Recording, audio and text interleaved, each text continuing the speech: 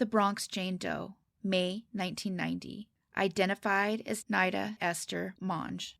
An unidentified person was walking in New York City in Claremont Park when they found our Jane Doe 300 feet west of Clay Avenue and Webster Avenue on May 2nd, 1990.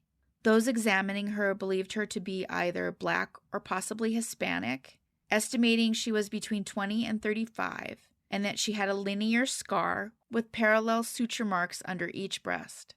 She was wearing a gray pullover sweater, denim jacket, black blouse, and black jeans. Her sneakers were white, and they had the name Brigida written on the left shoe. She was likely around 5'3" or 160 centimeters. They determined she was a victim of foul play, and her COD was due to asphyxiation. There is a post-mortem photo of her, but I don't show these on this channel. So if you're interested, just please Google it. I was trying to put them in the description below along with references I used, but YouTube pulled 2 of my videos saying there was some sort of problem with one of my references with some of the links. And one of them in a case was the photo. So now I'm paranoid to even put anything below the video. But if you Google, you should be able to find it. Not a lot was released on this one. We know that Neida was a 28-year-old when someone took her life. Her mother passed away in 2021, never learning of her daughter's fate. Naida's mother's obituary lists Neida as still living. However, Neida has 3 brothers and sisters, and they do finally know what happened. Neida also had at least 1 child, and it was that child's DNA that confirmed the identification. If more comes out while I'm syncing these photos up, I will put it on the screen now. The one thing we do know is she needs justice, and someone needs to come forward with information. Neida went unidentified for 33 years. Had she lived, she would be 61 years old today.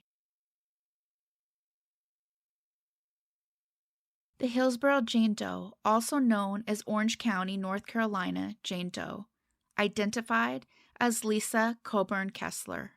I actually covered this unidentified Jane Doe case not all that long ago, so I'm going to go ahead and rerun the original and then update it with the identification that recently happened thanks to Astria Forensics.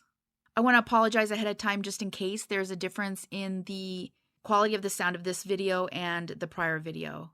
I got a new Shure microphone, and this is the first time that I've used it. The Hillsboro Jane Doe, 1990. Hillsboro, North Carolina.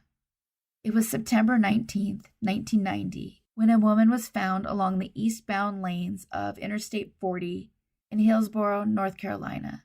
Thankfully, a cleanup crew was working alongside the interstate as she was located 15 feet down an embankment and on the other side of a guardrail. As a result, she couldn't have been spotted from the road, which was probably the point. This was in the area east of the New Hope Church exit. Some people would call in to say that they saw her walking along I-85 near North Carolina Highway 62, near the Ramada Inn. There were also reports that she might have been seen at a truck stop in Alamance County. It was determined she was around 5'3" to 5'5" and around 110 pounds. They don't know if her hair was naturally blonde or if it was chemically done, which is probably why you see various colors of hair in the recreations and what she might look like. I see one reference that suggests it was dyed strawberry blonde, and others say it was frosted. And frosted is basically bleaching where it's pulled through a cap with a crochet hook. I know for me, my hair is pretty dark brown, and I had almost white blonde hair in some areas. And especially if someone had it bleached more than once, it got lighter and lighter because they couldn't control which parts of your hair was being pulled out. So if someone's missing her, she might look different here than she was when they last saw them. But this kind of goes for all of the unnamed does. Some things can change, or they might gauge wrong as to what color something was. So even if something doesn't match with a missing person report, doesn't necessarily mean it absolutely couldn't be that person. She was either mid-teens to her mid-20s, and she had a 3-inch surgical scar on her lower abdomen, which appears to be an appendix scar.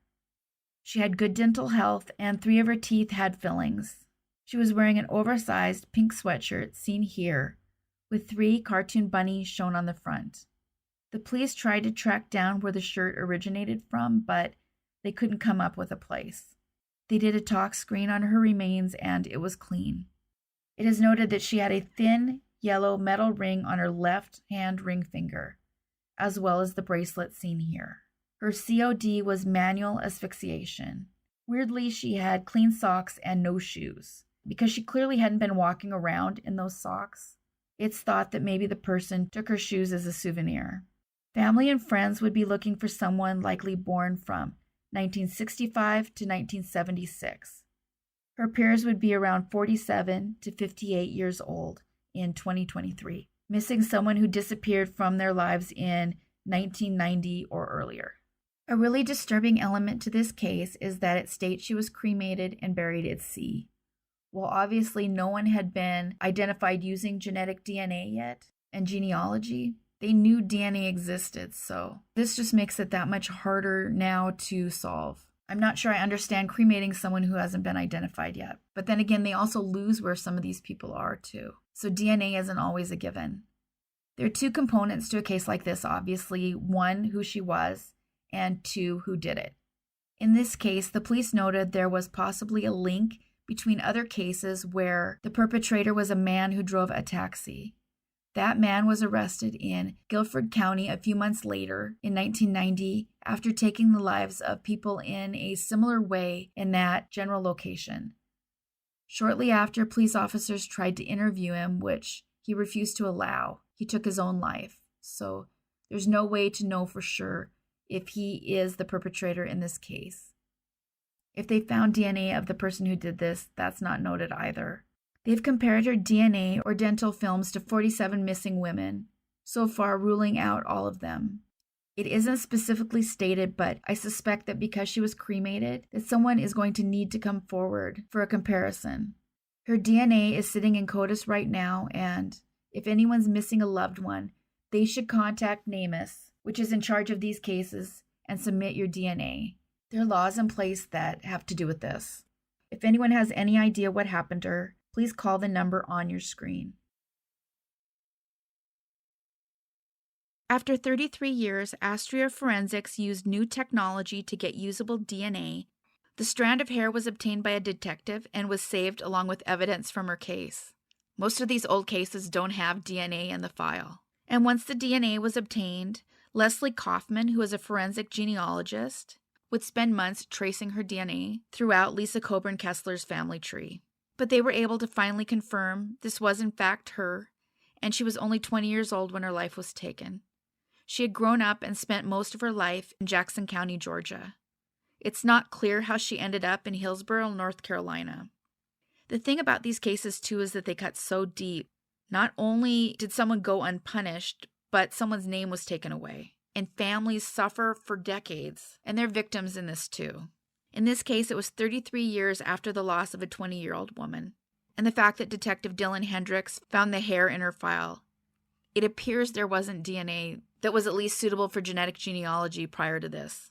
Hendricks would say that he didn't expect the DNA to yield any results, but he thought he'd try it. There was a Lisa-shaped hole on one branch of a DNA tree that they were able to find. In this case, they believe the perpetrator passed away just months after he took Lisa's life. They believe it was a taxi driver who was caught stealing the life of another woman just a few months later. He took his own life rather than facing the music in an interview with Orange County officers. His name, however, hasn't been released, leaving behind an image that stuck in a lot of our minds with that bunny sweatshirt. I know it's one I saw many, many times. It's an indelible image that a lot of us remembered before her name was even known. Lisa Coburn-Kesler went unidentified for 33 years. Had she lived the life she deserved, she would be 53 years old today. She was found 317 miles or 510 kilometers from home.